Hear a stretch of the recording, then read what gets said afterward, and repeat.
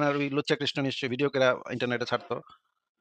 হুম, আপনাকে হুম। যেটা জিজ্ঞেস করতেছি সেটার উত্তর দেন যে আপনার এলাকার যে ওই কৃষ্ণ পোলাটা যদি এই কামটা করে তাইলে তারে আপনি কি করবেন? সেটার উত্তর দেন শুধুমাত্র। তো ১ম আ শ্রীকৃষ্ণা আপনাকে যুক্ত করা হয়েছে। শ্রীকৃষ্ণা আপনি বলেন তাহলে। হ্যাঁ, নমস্কার আশিক দা।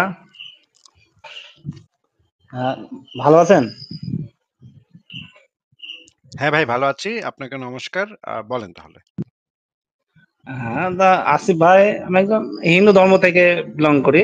আ এমনি আপনি অনেকদিন আগে একটা লাইভ এমনি দেখেছিলাম আপনার শর্ট ভিডিও। তা আপনি আমাদের যে মানে যে অবতার, অষ্টম অবতার যে শ্রীকৃষ্ণ, তা উনাকে আপনি এমনি লম্পট, লুচ্চা এসব বলেন। তা এগুলো কি আপনার কি কোনো প্রমাণ আছে? সংশয়.com এ একটু ঢোকেন ভাই, ঢুকে পড়েন। হিন্দু ধর্ম বিষয়ে অনেকগুলো লেখা আছে, পড়েন। না, তাও আপনি বেসিক ভিত্তি যদি একটু মানে বলেন, কোন কারণে যদি একটু যদি বলেন।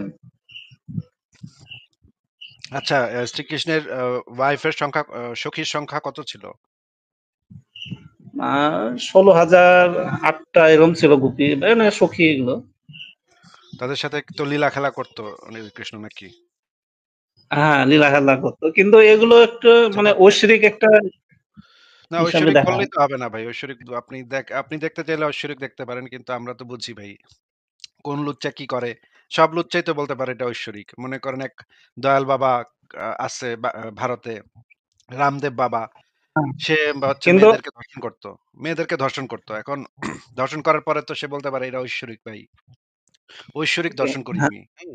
ভাইরে আমি তো ঐশ্বরিক দর্শন করি। আধ্যাত্মিক দর্শন করি, কিন্তু হ্যাঁ?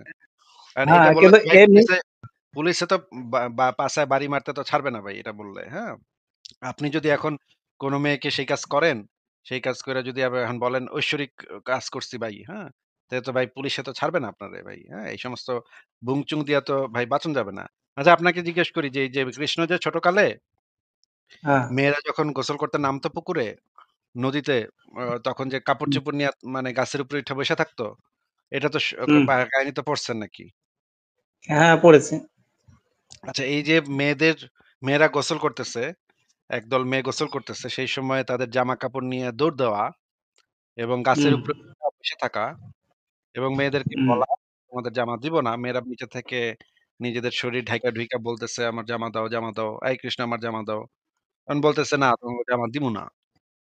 তোমরা এটা করো, এটা দেখাও, না দেখাইলে জামা দিব না।"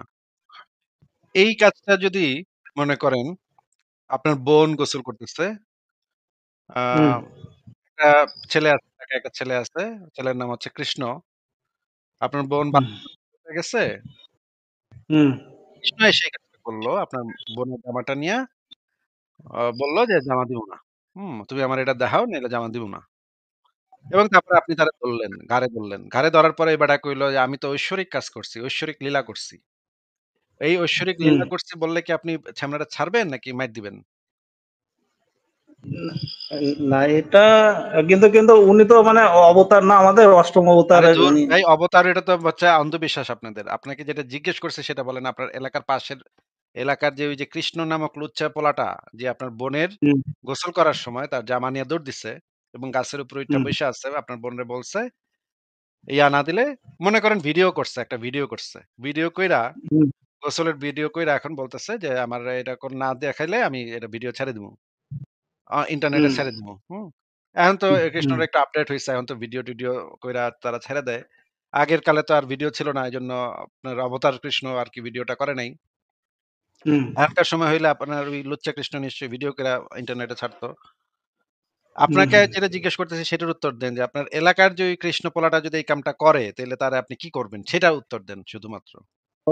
১ম এ মার দিয়ে পুলিশে ধরিয়ে দেব।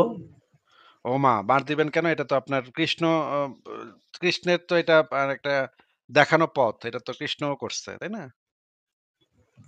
করছে কিন্তু উনি তো অবতার না, আমাদের সেভাবে হ্যাঁ, মানে এটা সমাজ অবতারের সমর্থন। থেকেই তো আমরা শিখবো। অবতারের থেকে তো আমরা মানুষেরা, সাধারণ মানুষেরা অবতার-টবতারদের থেকে আমরা শিখবো না? যে কত সুন্দর তার জীবন থেকে আমরা তো নীতি শিক্ষা জ্ঞান লাভ করব নাকি? হ্যাঁ, হ্যাঁ, তাও এটা আমাদের এটা কোনটা মেনে চলি ন্যায়, দেশের মধ্যে। কোনটা ন্যায়, কোনটা অন্যায় এই জিনিসটা তো আমরা শিখি হচ্ছে অবতারদের জীবন থেকে নাকি, তাই না? হ্যাঁ, হ্যাঁ, হ্যাঁ। তো এই জিনিসটা তো একটা ন্যায় কর্ম। কৃষ্ণ যেহেতু করছে এটা তো একটা ন্যায় কর্ম। এটা তো কোনো অন্যায় কর্ম না। ভালো কাজ নাকি? অবতার করছে ভালো খারাপ হয় কেমনে? কিন্তু শ্রীকৃষ্ণ আপনি যেটা বললেন না, এটা একধাপ দিয়ে অন্যায় ধরতে হবে। যেহেতু মেয়েদের একটা সম্ভ্রম, ওরকমভাবে জামা কাপড় নিয়ে চলে যাওয়া, ই করা, দৌড় দেওয়া, এটা একটা অন্যায় কাজে অন্যায়ই বলতে হবে। ও এখন আপনার কাছে মনে হচ্ছে কিন্তু এটা